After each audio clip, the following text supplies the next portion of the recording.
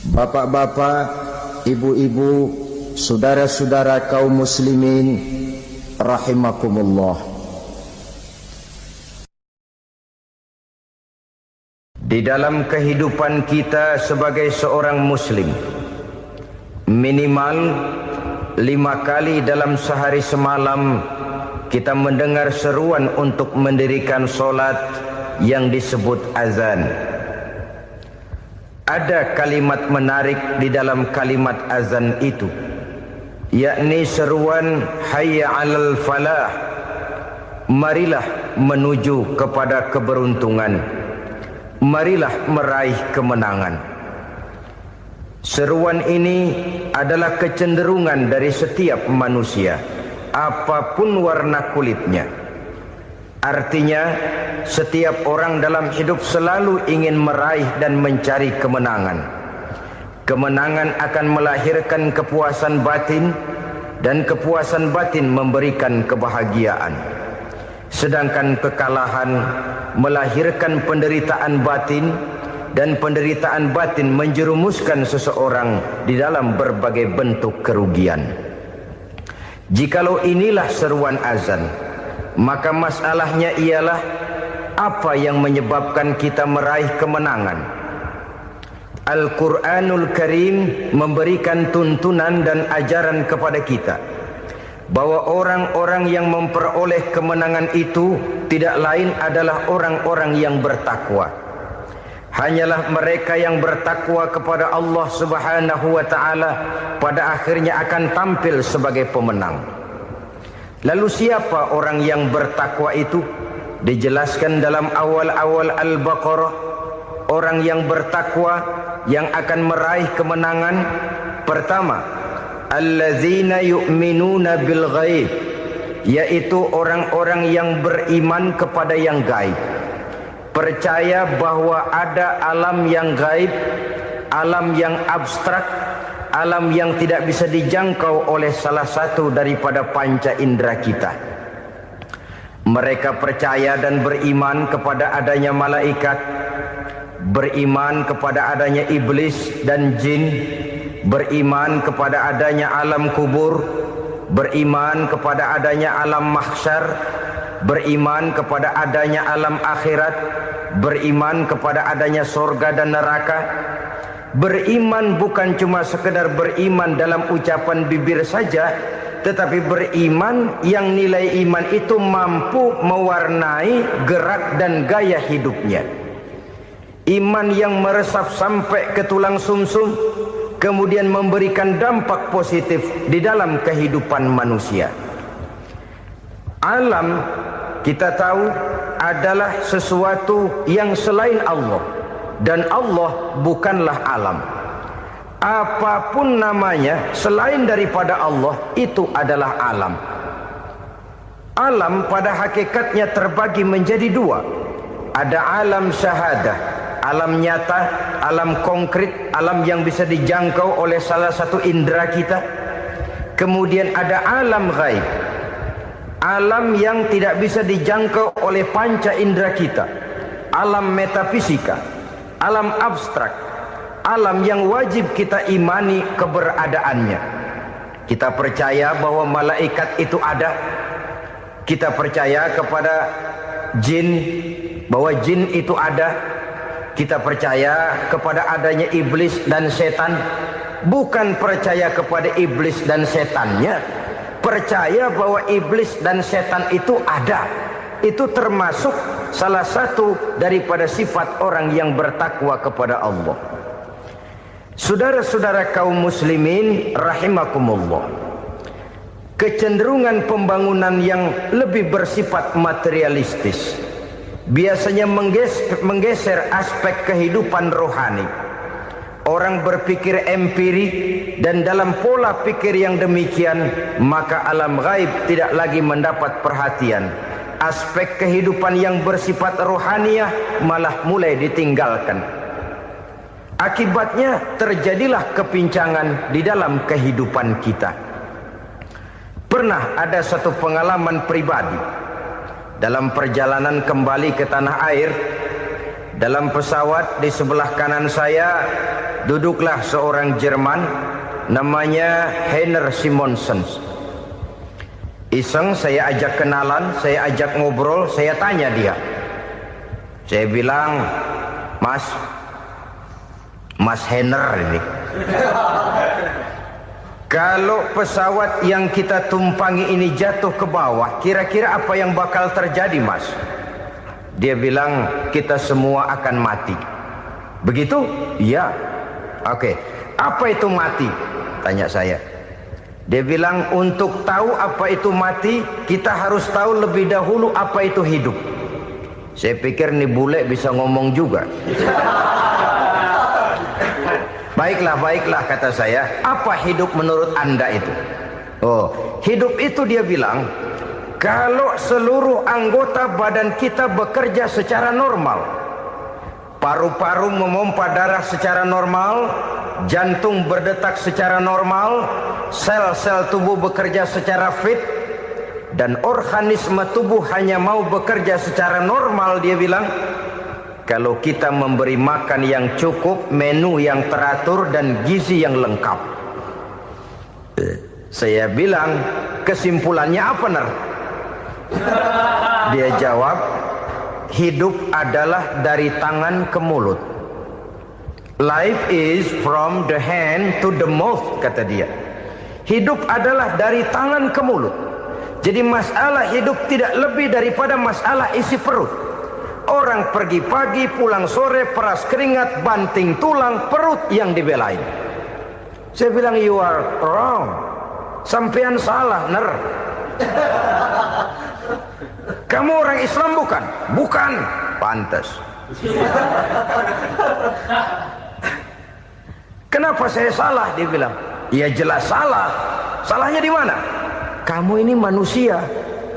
Kalau hidup cuma dari tangan ke mulut, saya bilang, kambing di kampung saya juga begitu pikirannya, Ner. Itu kambing di kampung saya, asal perutnya kenyang, sudah hidup dia. Perkara besok bagaimana, lusa prospeknya macam mana, bulan depan ada apa, kambing nggak pernah mikir. Di kampung saya kambing juga pikirannya begitu. Kamu Kristen ya? Tadinya. Loh kok tadinya, lalu apa sekarang kamu ini? Dia bilang, sekarang saya netral. Saya tidak beragama, tapi saya percaya kepada Tuhan sebagai pencipta alam. Saya ingat benar dia bilang, I haven't any religious, but I believe to God as the creator of the world. Kenapa bisa netral begitu, Ner? Habis saya bingung, katanya. Islam bilang Islam baik, Kristen bilang Kristen baik, Hindu Buddha bilang Hindu Buddha baik, semua agama baik. Saya netral sekalian, nggak beragama. Yang penting saya percaya kepada Tuhan. Saya bilang, Ner, kamu ini kayak orang mau beli celana, lalu bingung.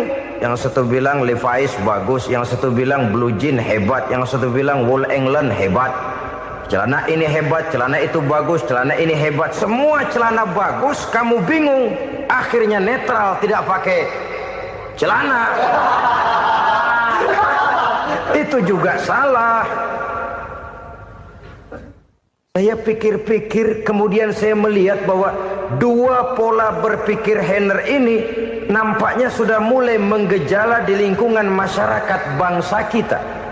Disadari atau tidak, secara jujur kita harus berkata, dua pola pemikiran Heiner ini mulai berkembang di tengah masyarakat bangsa kita. Pertama, pola pikir materialisme. Hidup adalah dari tangan ke mulut. Masalah hidup tidak lebih masalah isi perut. Itu yang perlu dibela, dan disitulah arti kehidupan. Pergi pagi, pulang sore, peras keringat, banting tulang untuk mempertahankan perut. Kalau sudah kemari cara orang berpikir, maka buat apa percaya kepada yang gaib? Untuk apa sholat? Untuk apa puasa? Untuk apa zakat? Untuk apa menghadiri majelis taklim? Tanpa kepercayaan kepada yang gaib, hidup berjalan menurut alur empiris dan materialis. Kalau sudah ke sana cara orang berpikir, biasanya orang lalu cenderung menghalalkan segala cara. Hanyalah orang yang percaya bahwa akhirat ada, hanyalah orang yang percaya bahwa alam kubur itu ada, hanyalah orang yang percaya bahwa malaikat itu ada, hidupnya akan lebih terarah dan terkendali. Karena kepercayaan kepada yang gaib, yang merupakan fase daripada kehidupan setelah hidup yang sekarang ini, mewarnai gerak pribadi seseorang di dalam dia melakukan kegiatan hidupnya. Pola berpikir materialisme, disadari atau tidak, mulai menggejala di lingkungan masyarakat bangsa kita. Hidup tidak lebih dari urusan tangan ke mulut, mulut ke tangan, tangan ke mulut. Asal perut sudah kenyang, hiduplah sudah. Perkara bagaimana prospek hari yang akan datang, bagaimana akhirat, tidak jadi persoalan. Ini yang oleh Nabi diperingatkan, ad-dunya sijnul mu'min wa jannatul kafir. Dunia adalah penjara bagi orang beriman dan surga bagi orang kafir. Dulu di zaman Belanda hadis ini pernah disalah tafsirkan, disalah artikan, digunakan sebagai senjata untuk mengkebiri dan membuat impoten umat Islam. Sudahlah umat Islam gak usah macam-macam, kata Belanda. Dunia ini kan penjara buat orang Islam, surga buat orang kafir. Di penjara jangan bertingkah.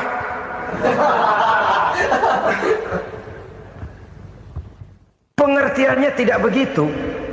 Dunia adalah penjara bagi orang mukmin. Artinya dalam kehidupan dunia seorang mukmin tidak bebas memperturutkan hawa nafsunya. Di penjara hawa nafsunya itu. Sebaliknya, surga bagi orang-orang kafir. Buat orang kafir, surgalah dunia ini. Mereka bebas memperturutkan hawa nafsunya. Dilarang tidak terlarang, dicegah pun tidak tercegah. Mereka hidup menurut alur bisikan nafsu mereka sendiri. Kemudian bila ajal datang, maut merenggut nyawa, selesailah surganya sampai di situ. Maka bagi orang-orang yang tidak percaya kepada adanya akhirat, kepada adanya alam gaib, surganya sebatas umurnya. Sekali lagi, surganya sebatas umurnya. Bila umur selesai, ajal pun datang merenggut nyawa, selesailah sudah surganya sampai di situ. Alangkah pendeknya perjalanan orang-orang yang tidak percaya kepada alam gaib ini.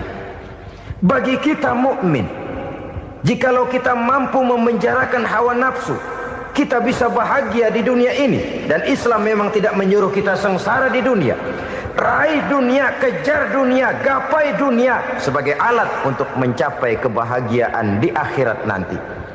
Hidup adalah satu perjalanan panjang yang terbentang sejak kita terlahir dari alam rahim sampai kepada alam akhirat nanti. Andai kata kita gagal meraih kebahagiaan di dunia, toh kita masih punya akhirat. Tapi jangan jadi dalil yang melemahkan semangat. Biarin dah kita di dunia kebelangsak, yang penting akhirat. Akhirnya dunia benar-benar kebelangsak. Bagaimana dunia ini bisa kita raih? Dan bagaimana meraih dunia untuk menunjang kepentingan akhirat nanti? Yang kedua, dari pikiran Heiner yang saya lihat menggejala di lingkungan masyarakat bangsa kita, timbulnya manusia-manusia netral. Seolah-olah Tuhan yes, agama no. Sama Tuhan percaya, agama ogah. Tuhan ngangguk, giliran agama godeng.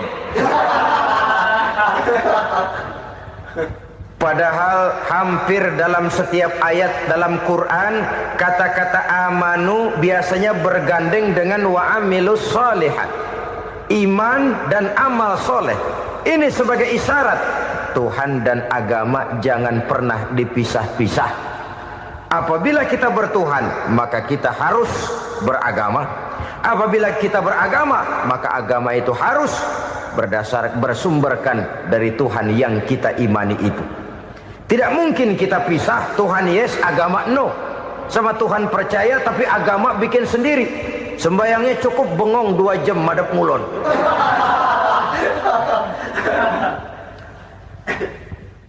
Saudara-saudara kaum muslimin rahimakumullah.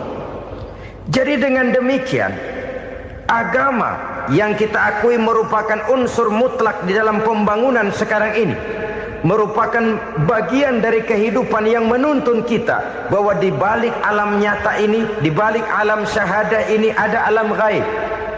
Dan mudabbir, murabbi yang mengatur, yang menguasai, yang memelihara, baik dia alam nyata, baik dia alam gaib, tidak lain adalah Allah Subhanahu wa ta'ala.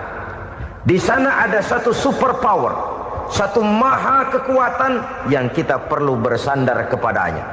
Sebagai makhluk nyata yang hidup di alam nyata, berbuatlah secara nyata sebagaimana harusnya kita berbuat. Karena Islam jelas bukan agamanya orang pemalas.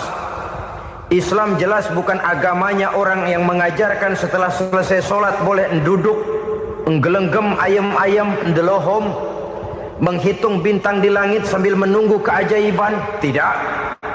Islam adalah agama yang mengajarkan apabila sholat sudah selesai kamu kerjakan, bertebaranlah di permukaan bumi, cari karunia Tuhanmu.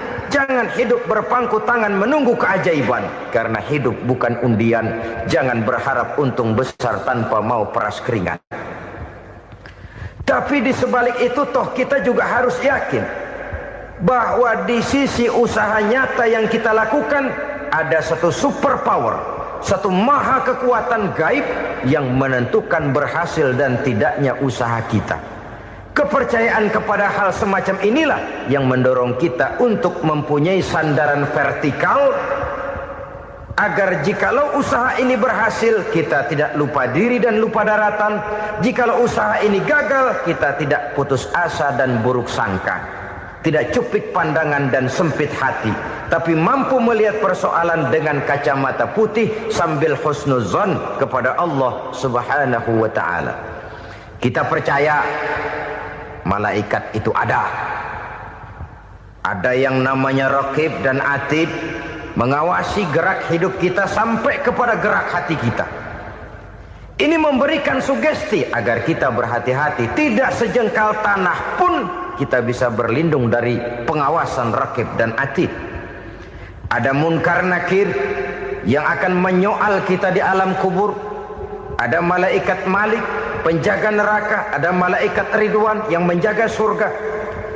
Kita percaya kepada adanya jin, kita percaya kepada adanya setan, iblis. Percaya kepada adanya, bukan mempercayai si setan, si iblis lalu menjadikannya sebagai teman. Tidak. Percaya bahwa mereka itu ada dan merupakan makhluk Allah yang gaib, yang diciptakan Allah Azza wa Jalla. Kepercayaan kepada alam gaib memberikan motivasi terhadap gerak lahir manusia, sehingga dengan motivasi kepercayaan kepada yang gaib, gerak lahir jadi lebih terarah, jadi lebih terpelihara. Pernah seseorang bertanya, "Pak, apakah adanya akhirat bisa dibuktikan secara ilmiah?" Saya bilang tidak bisa, tidak bisa. Kenapa? Karena yang berangkat nggak pernah pulang kemari lagi. Kalau dia pulang kemari bisa kita tanya bagaimana enak di sono. Cuma secara moral saya katakan, lebih beruntung orang yang percaya kepada akhirat daripada yang tidak. Sekarang saudara percaya akhirat ada, lalu saudara baik-baik di dunia, sholat, puasa, zakat, menolong orang lain, menebarkan kebajikan. Saudara mati, andai kata akhirat tidak ada, toh dalam hidup saudara sudah berbuat baik. Paling tidak nama saudara akan dikenang sebagai orang baik. Sebaliknya, saudara percaya, kata saya, bahwa akhirat tidak ada, lalu hidup semau-maunya, tenggelam dalam maksiat dan munkarat, menentang Allah, tidak mau ruku dan sujud. Lalu saudara mati, kemudian akhirat ada. Ayo, mau apa? Bekal tidak punya. Jadi secara moral lebih beruntung orang yang percaya kepada adanya akhirat daripada yang tidak percaya.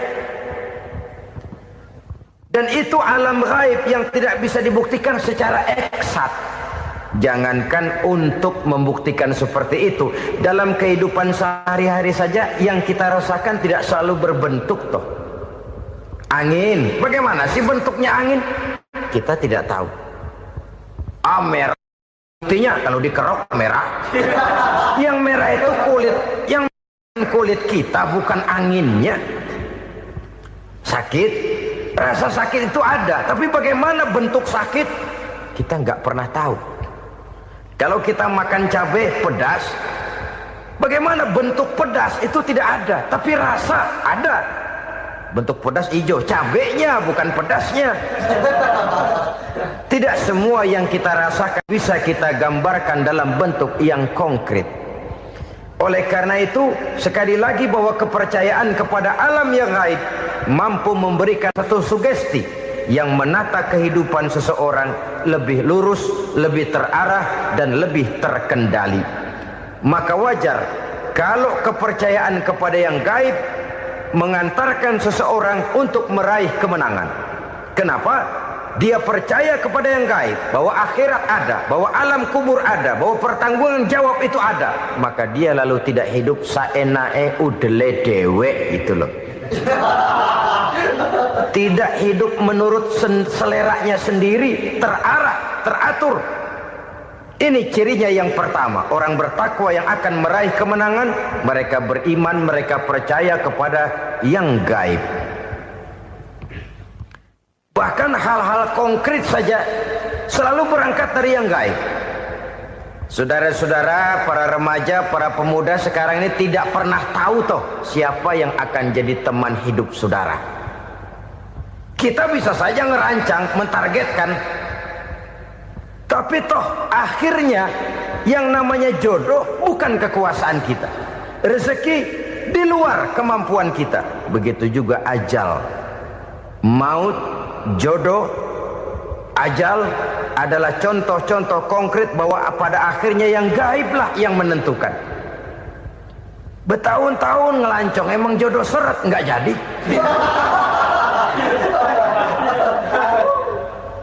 Begitu kenal baru setengah malam nginep ditangkap hansip kan.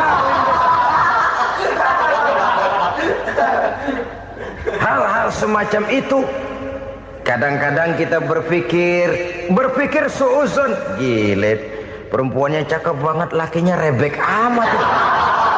Memang begitulah jodohnya. Memang begitulah jodohnya. Saudara hadirin ma'asyiral muslimin yang saya hormati, jadi hal-hal yang konkret saja kita yakini sepenuhnya ditentukan oleh satu superpower yang gaib itu tadi.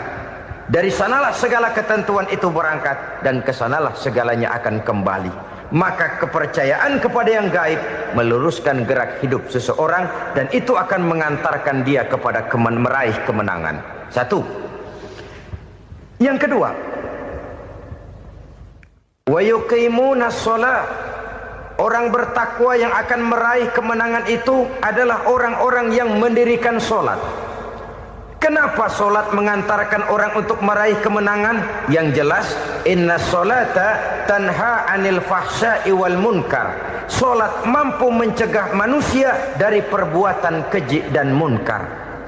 Banyak filsafat hidup yang terkandung di dalam sholat ini.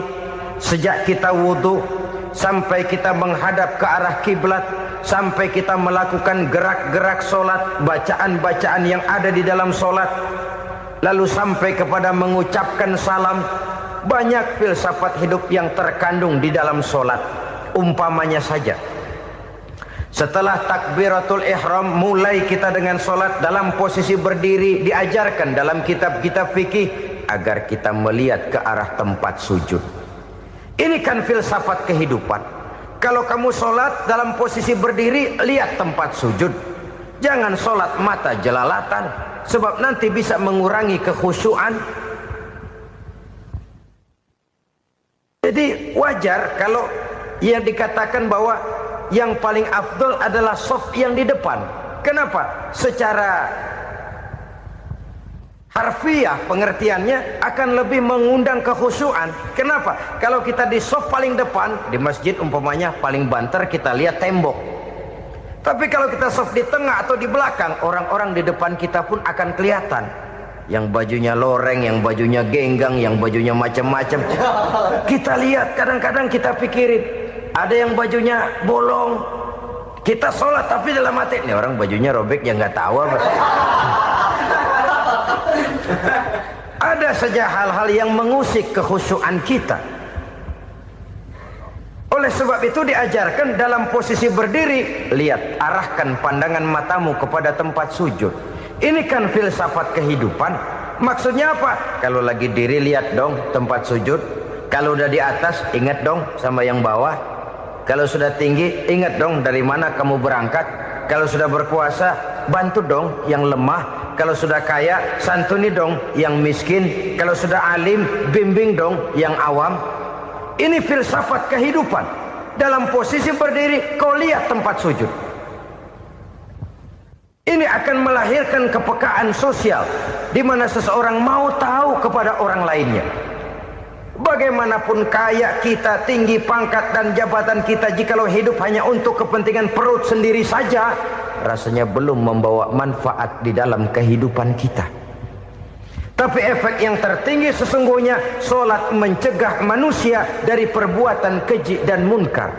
Perbuatan keji dan munkar walaupun kelihatannya mendatangkan uang, membawa keuntungan, tapi itu keuntungan semu, keuntungan sementara. Dengan menipu orang lain kita bisa dapat untung, tapi tidak membawa berkah. Dan itu adalah kerugian besar dalam kehidupan kita. Maka untuk meraih kemenangan harus dimulai dengan membentuk kepribadian yang tegar, memiliki sandaran vertikal yang langsung kepada Allah Subhanahu wa ta'ala. Dan itu hanya bisa kita tempuh melalui jalur ibadah formal yang sudah ditentukan Allah, yakni solat yang 5 waktu. Untuk memperkuat itu ada solat-solat sunnah, rawatib, nawafil sebagai terminal-terminal kontrol cadangan untuk memelihara stabilitas temperatur batin di dalam kita berhubungan dengan zat yang maha gaib, yaitu Allah Subhanahu wa ta'ala. Orang sering bertanya, Pak, itu tetangga saya nggak sholat, duitnya nggak habis-habis, Pak.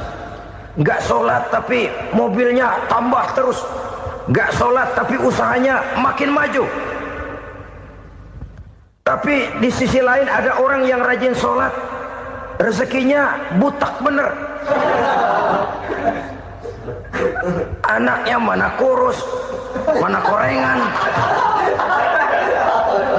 Saudara hadirin ma'asyiral muslimin rahimakumullah. Harus saya katakan bahwa solat memang bukan untuk cari duit. Solat adalah sandaran vertikal kita kepada Allah. Sedangkan soal rezeki itu berkaitan dengan sifat Allah Maha Pengasih dan Maha Penyayang. Allah Maha Pengasih, siapapun dikasih kalau mau usaha. Allah Maha Penyayang, tidak semua orang disayang oleh Allah Azza wa Jalla. Dan belum tentu banyak harta itu merupakan nikmat. Mungkin juga istidraj. Artinya istidraj itu dikasih tapi diambulin, kalau bahasa Betawinya itu. Dikasih tapi diambulin, itu bukan merupakan nikmat sesungguhnya, lebih merupakan azab dari Allah Subhanahu wa ta'ala.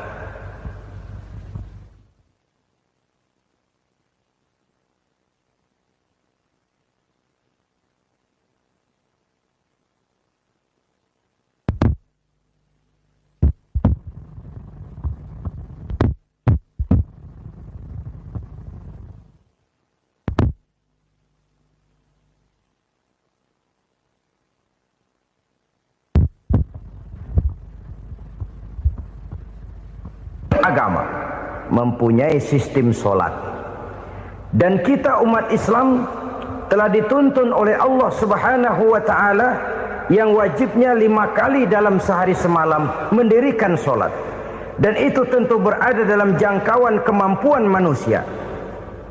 Pada awalnya barangkali kita memang merasa solat itu satu kewajiban, tapi semakin kita hayati makna, manfaat dan filsafat yang terkandung di dalam ajaran solat, semakin sampai kita kepada keyakinan bahwa solat adalah keperluan kita. Sehingga pada waktu tertentu dinilai puncaknya, kita tidak lagi akan berkata saya wajib solat, tapi kita akan berkata saya perlu solat. Kalau kita sudah merasakan itu adalah keperluan kita, nah di sanalah kita baru akan merasakan ruginya kalau hal itu tidak kita laksanakan. Sepanjang kita masih berkata saya wajib sholat, kita akan lebih merasakan dia sebagai beban ketimbang sebagai keperluan. Yang jelas Allah tidak memerlukan ibadah yang kita laksanakan ini. Dengan kata lain, andai kata satu dunia penuh ini orang tidak ada yang sholat satu pun, Allah tidak akan turun dari jabatan Tuhan. Jangan lalu berpikir kalau kita ngambek se-RW kagak sembahyang Tuhan tekor kali ini ya. Tentu tidak. Itu perlunya kita, bukan perlunya Allah. Dan pada induknya kita akan berkata, saya perlu agama. Kalau secara induk kita sudah memerlukan agama, maka konsep-konsep yang ada di dalam ajaran agama itu pun adalah juga merupakan keperluan kita. Baik dia bernama sholat, baik dia bernama puasa, baik dia bernama zakat, baik dia bernama haji, seluruhnya adalah keperluan kita. Dan sesuatu yang kita perlukan apabila tidak kita laksanakan akan melahirkan kerugian di dalam kehidupan. Jangan heran kalau kita membaca riwayat perjalanan hidup para salafus soleh, orang-orang soleh. Ada yang tahajud sampai 100 rakaat, ada yang sholat malam kakinya sampai bengkak. Kita sekalinya bengkak biri-biri. Ada yang sholat membaca surah dalam Al-Quran sampai khotam Quran. Kok mau? Mereka sudah merasakan itu keperluan. Itu saja soalnya. Satu saat pun jikalau kita merasa bahwa itu keperluan saya, kita pun akan melaksanakan seperti itu. Keperluan saya dalam kehidupan. Inilah yang kedua. Yang ketiga, orang bertakwa yang akan meraih kemenangan itu, wa mimma razaqnahum yunfikun. Mereka membelanjakan sebagian daripada rezeki yang diberikan Allah kepada mereka. Mereka infakkan di jalan Allah. Ada satu dialog menarik. Satu hari seorang anak muda bertemu dengan seorang kakek-kakek yang sudah dikenalnya baik. Bertanyalah anak muda ini, "Kek, umur kakek berapa tahun?" 15 tahun, kata si kakek.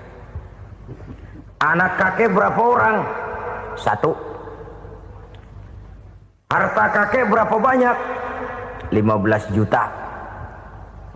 Si anak muda ini bengong. Lalu protes, "Kok kakek bohongin saya?" "Kenapa?" "Saya tahu umur kakek 70 tahun. Kenapa ngaku 15? Saya tahu anak kakek 5. Kenapa bilang 1? Saya tahu kakek miliuner, miliaran uang kakek. Kenapa ngaku cuma 15 juta? Begini, kata si kakek tadi. Benar, umur saya 70 tahun. Tapi dari umur yang 70 tahun itu baru 15 tahun terakhir ini saya merasakan ibadah kepada Allah. Meninggalkan maksiat, jauh dari segala macam munkarat. Maka yang 15 tahun inilah yang benar-benar saya rasakan sebagai umur saya. Benar anak saya 5, tapi yang 4 susah diatur. Cuman 1 rasanya nih yang bakal jadi si buah hati belahan jantung pelanjut cerita penerus sejarah. Cuma 1 ini yang saya harapkan, yang akan jadi anak soleh, yang akan membuat saya menerima pensiunan pahala. Kalau yang 4 apek dah, nggak ada harapan. Yang 1 nyekek botol melulu. Oh begitu, iya. Lalu kenapa kakek bilang harta kakek cuma 15 juta padahal saya tahu kakek uangnya miliaran, depositonya banyak? Ya karena 15 juta itulah yang saya ingat yang pernah saya belanjakan di jalan Allah.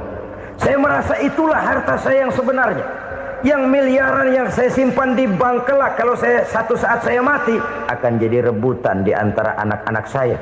Iya kalau anak saya soleh kayak yang 1 ini. Kalau yang 4 tadi udah tulen dia bakal berantem dah berebut tuh. Jadi 15 juta yang saya belanjakan di jalan Allah inilah yang saya merasakan benar-benar harta saya yang sesungguhnya. Dialog ini patut menjadi bahan renungan kita bersama. Diberikan kita umur 40, 50, 60, 70, 80. Berapa tahun dari umur yang diberikan itu yang jalan mulus, yang kita gunakan untuk melaksanakan ibadah?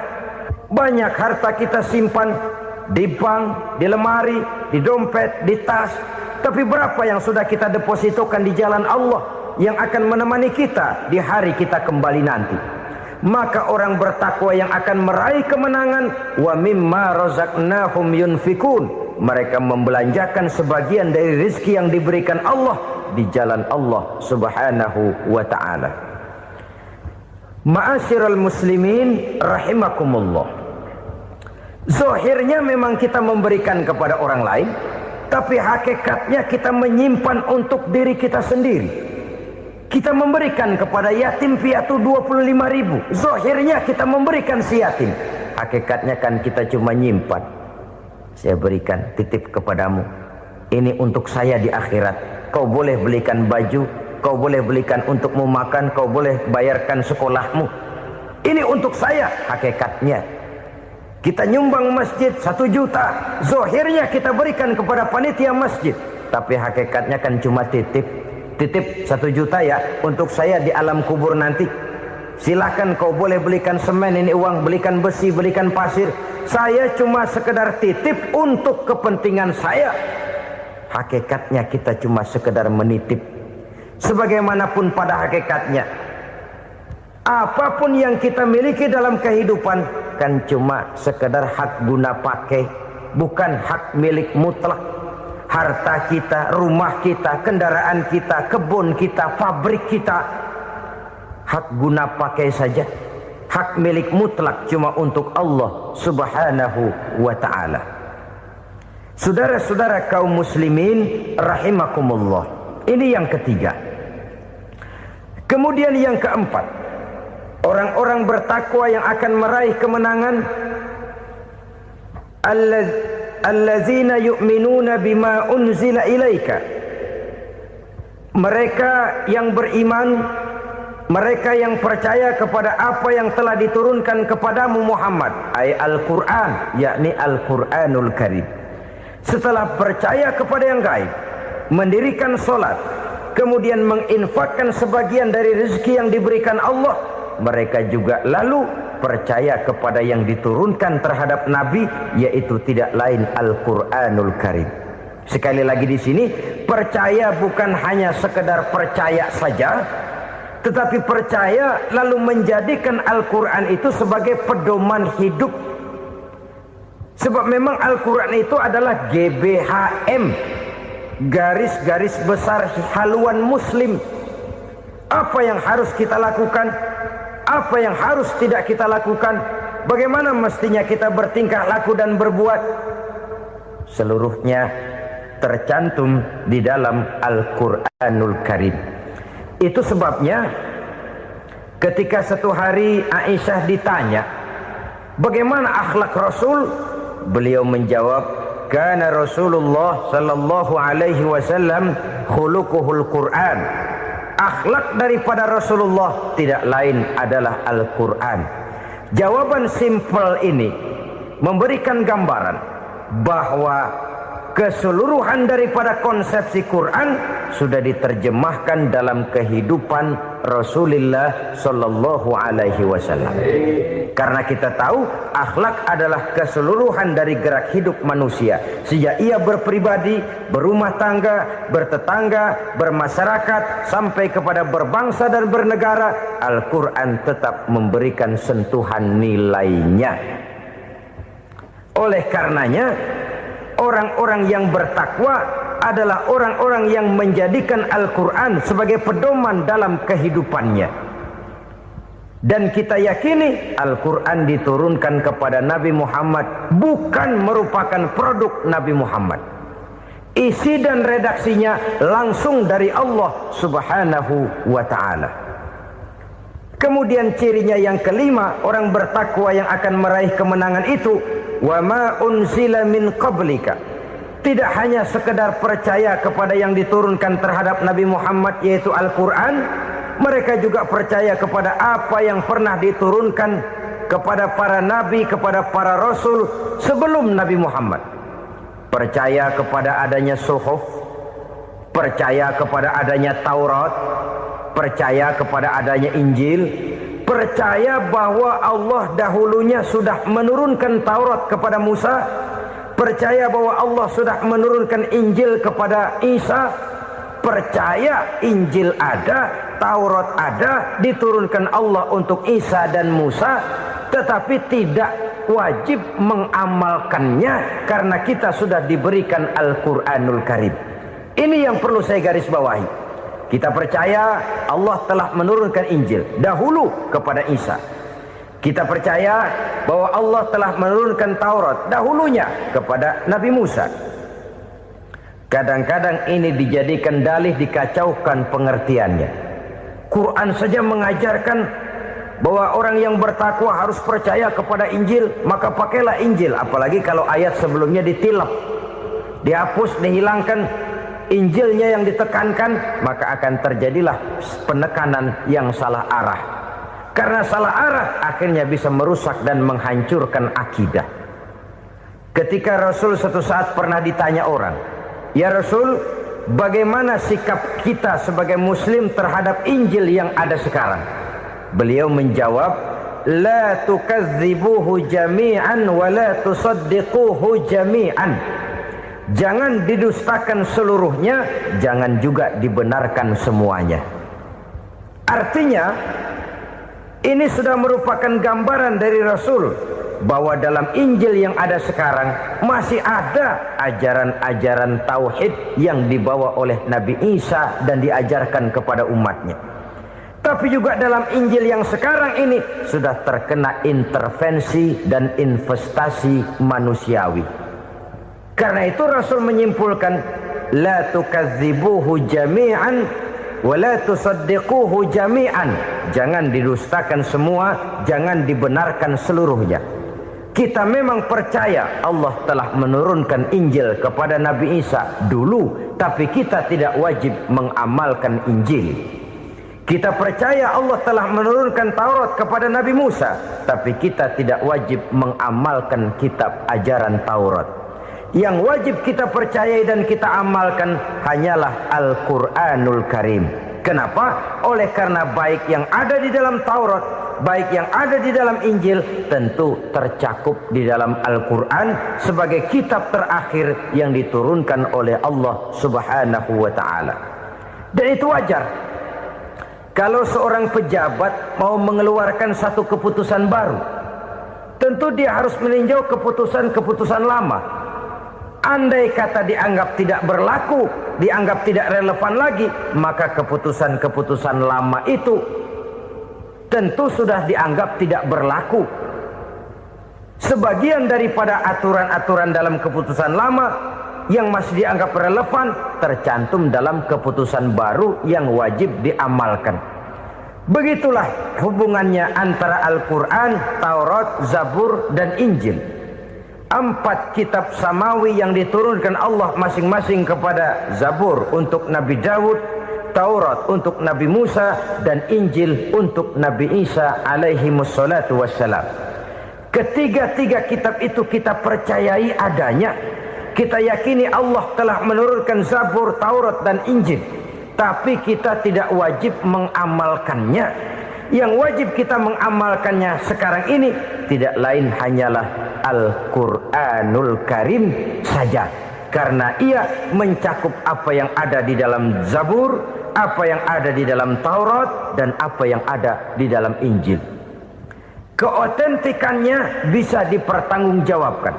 Ya, tapi kan Nabi Muhammad sudah mati 14 abad yang lalu, dan di zaman beliau Al-Quran kan belum dikodifikasikan, belum ditulis. Bagaimana keotentikannya bisa dipertanggungjawabkan?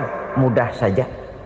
Allah berjanji, inna nahnu nazzalna dzikra wa inna lahu lahafizun.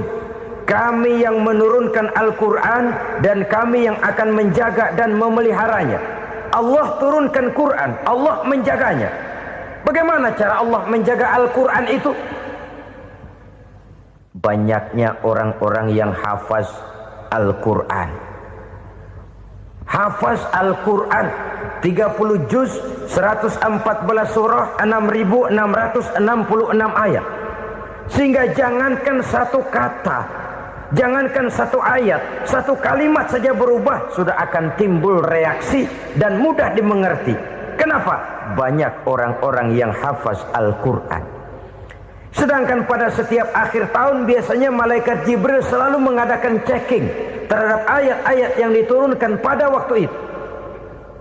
Di zaman Nabi sendiri sudah ada usaha kodifikasi. Dan yang lebih luar biasa lagi, sampai hari ini tidak seorang pun mampu membuat satu ayat saja semacam Al-Quran. Ke bahasa manapun dia diterjemahkan, naskah aslinya tetap ikut, rujukan dasarnya tetap ada. Berdasarkan itu, maka tidak mungkin terjadi penyelewengan terhadap atau pemalsuan terhadap ayat-ayat Al-Quranul Karim. Kesuciannya, keotentikannya, kemurniannya bisa dipertanggungjawabkan. Ma'asyiral muslimin rahimakumullah. Oleh karenanya, konsepsi dasar daripada ajaran Islam ini memang tidak lain adalah Al-Quran dan Sunnah. Isi daripada agama Islam yang merupakan iman, Islam dan ihsan, konsepsi dasarnya tidak lain adalah Al-Quran dan Sunnah Rasulullah Sallallahu Alaihi Wasallam. Maka yang kita perlukan sekarang ini adalah terjemahan Al-Quran di dalam kehidupan kita. Dengan demikian, maka gaya kehidupan yang lebih Qurani itulah yang kita dambakan. Kita perlu memang terjemahan Quran dalam bahasa Inggris, dalam bahasa Belanda, dalam bahasa Jepang, tapi yang lebih kita perlukan adalah terjemahan Quran di dalam kehidupan kita. Konsekuen, tidak memanipulasi, ringan sama kita jinjing, berat sama kita pikul. Jangan kalau lempengan ayat Quran tuh kira-kira enak diamalin, keras teriakan kita. Giliran kira-kira ayat Quran itu mukul kepala kita sendiri, diam kita. Itu ciri yang pernah disindir Allah dalam awal-awal Baqarah juga. Ciri beragamanya orang yang munafik. Kullama adha'a lahum masyawfi, kata Allah. Wa iza azlama alaihim qamu. Apabila terang mereka jalan, apabila gelap mereka berhenti. Artinya, kalau kira-kira di Islam nguntungin, rame-rame pada teriak Islam. Tapi ketika diminta untuk berjuang, ketika dituntut untuk berkorban, rame-rame mengundurkan diri. Nasib agama tidak ubahnya seperti daun pisang yang dikait orang di tepi jalan lantaran tak berpayung di ketika hari hujan. Manakala hujan usailah sudah, daun itu pun dicampakkan di tepi jalan, diinjak pula orang nan lalu. Artinya, orang menjadikan agama cuma sebagai lipstick, decoration only, tidak konsekuen. Hanya pada saat-saat kelihatannya Islam membawa keuntungan, rame-rame orang teriak-teriak tentang Islam. Tapi jikalau diminta berjuang, jikalau dituntut untuk berkorban, biasanya rame-rame juga mengundurkan diri. Jangan heran kalau mayoritas hitungan kita, tapi minoritas peranan kita.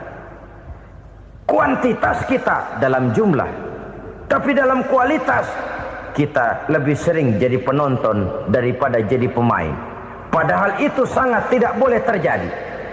Umat Islam di Indonesia harus bangkit. Umat Islam di Indonesia harus sadar akan keberadaannya. Tidak boleh hanya jadi penonton berpangku tangan.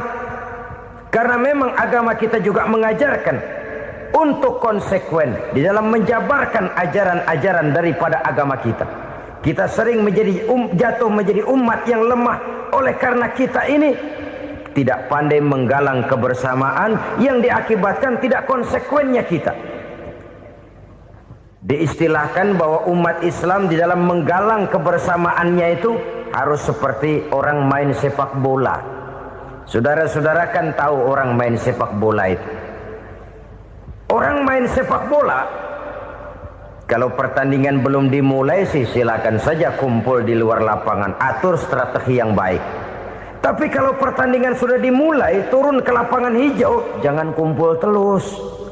Ada sepak bola gotong royong, mundur-mundur rame-rame, depan ke depan kumpul melulu mainnya. Kalah. Orang main sepak bola itu ya harus ada penyerang tengah, harus ada penjaga gawang, harus ada strikernya, harus ada kiri luarnya, kanan dalamnya yang jadi backnya. Posisi boleh bermacam-macam, tapi yang penting saling ngoper untuk menggolkan gawang lawan. Begitulah umat Islam ini. Boleh ada yang jadi pejabat, boleh ada yang jadi pengusaha, boleh ada yang jadi petani, silakan ada yang jadi seniman, ada yang jadi penyair, ada yang jadi artis sekalipun. Tapi kalau sudah berhasil menguasai bola, jangan lupa operannya. Operan itu yang langka. Kita ini muslim kadang-kadang kalau sudah memegang menguasai bola, kalau belum mau mampus, belum mau ngoper. Nanti kalau sudah nggak punya bola, baru mau ngoper. Kalau sudah dengar-dengar mau dekat pensiun, baru mau jihad, baru mau berjuang, baru mau ngurus pesantren. Tanda tangan sudah tidak laku, memo sudah tidak dihargai, baru mau berjuang. Kemarin kemana mas? Kita tidak pandai memanfaatkan posisi. Dengan kata lain, kalau kembali kepada persoalan kita, konsekuensi kita terhadap agama yang kita anut ini belum ideal. Kita masih lebih sering berislam ini pada saat-saat yang menurut perhitungan kita membawa keuntungan.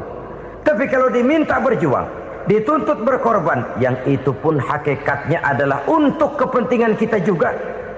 Allah tidak pernah menuntut kita untuk jihad bagi kepentingan Allah, itu tidak.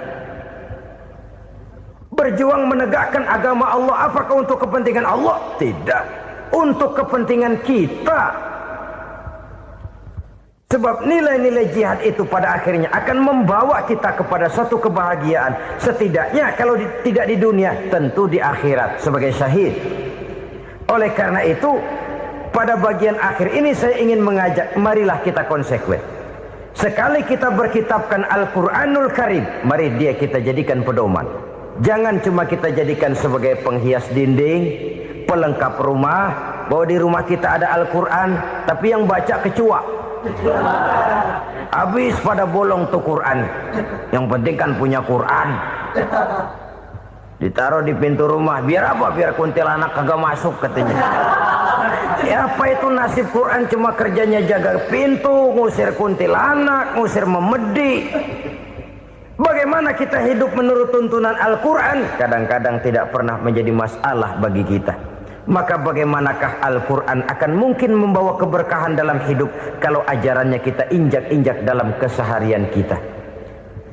Mewujudkan gaya hidup yang lebih Qurani, itulah yang akan kita rintis di dalam kehidupan kita. Bertahap, step by step, menurut kemampuan yang ada pada kita. Jika jalan ini tidak bisa kita selesaikan, percayalah akan ada generasi penerus yang akan melanjutkan usaha dan cita-cita mulia itu. Jadi percaya kepada Taurat, percaya kepada Injil, sekadar percaya Allah dahulunya sudah menurunkan itu, tapi kita tidak wajib mengamalkannya. Kenapa? Generasi Injil masa berlakunya sudah kedaluarsa. Taurat masa berlakunya sudah kedaluarsa. Injil pernah berlaku untuk orang Nasrani di zaman Nabi Isa. Taurat pernah berlaku untuk orang Yahudi di zaman Nabi Musa. Setelah generasinya berlalu, datang Rasul penutup yang membawa Al-Quranul Karim. Maka Al-Quran itulah yang berlaku menjadi pedoman sampai hari akhir nanti. Jangan jauh dari Al-Quran, karena apabila ini kita lakukan, maka kita akan kembali kepada satu gaya hidup yang jauh dari tuntunan agama, dan itu artinya kita akan semakin jauh untuk meraih kemenangan. Saudara-saudara kaum muslimin rahimakumullah. Yang keenam, yang terakhir, orang-orang bertakwa yang akan meraih kemenangan itu wabil akhirati hum yuqinun. Mereka percaya, mereka yakin seyakin-yakinnya akan adanya hari akhir, di mana seseorang akan mempertanggungjawabkan seluruh perbuatannya di dalam hidup ini. Dan tidak ada satu perbuatan yang bagaimana kecilnya sekalipun yang tersembunyi dalam pandangan manusia yang tidak akan dibukakan persoalannya di mahkamah Qadi Rabbul Jalil di akhirat nanti. Itulah sebabnya maka percaya kepada akhirat disebut secara khusus. Padahal di awal tadi sudah dijelaskan yu'minuna bil ghaib, percaya kepada alam gaib, dan alam gaib ini termasuk akhirat. Kenapa pada bagian akhir disebut lagi akhirat?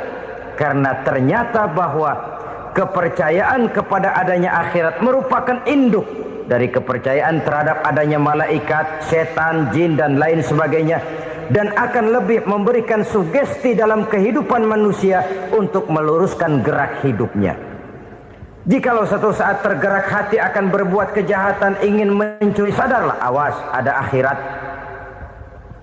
Sebab kalau kita cuma teriak awas ada polisi, itu cuma tertunda sementara, begitu polisi meleng embat.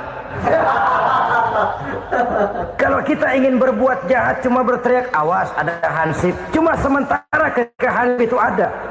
Tapi kalau ceritanya awas ada akhirat, mau menyeleweng awas ada akhirat, mau berjudi awas ada akhirat, mau mencuri awas ada akhirat. Keyakinan yang akan meluruskan gerak hidup manusia sehingga gerak itu jadi lebih terarah dan terkontrol, tidak merugikan baik diri sendiri, lebih-lebih orang lain. Ternyata bahwa kepercayaan kepadanya adanya hari akhirat sanggup menjadi sumber daya kontrol dari kehidupan manusia, sehingga ia tidak terjebak dalam perbuatan maksiat dan munkarat. Saudara-saudara kaum muslimin, inilah saja yang kita bicarakan pada pertemuan kali ini. Semoga Allah subhanahu wa ta'ala memberikan kekuatan zahir dan batin kepada kita untuk dapat meraih kemenangan dengan beriman kepada yang gaib, mendirikan solat, membelanjakan sebagian dari rezeki yang diberikan Allah, percaya kepada Al-Quran, beriman kepada kitab-kitab yang diturunkan sebelum Al-Quran, lalu meyakini adanya hari akhirat. Terima kasih atas segala perhatian, mohon maaf atas segala kekurangan. Usikum wa nafsi bitaqwallah. Wassalamualaikum warahmatullahi wabarakatuh. Waalaikumsalam.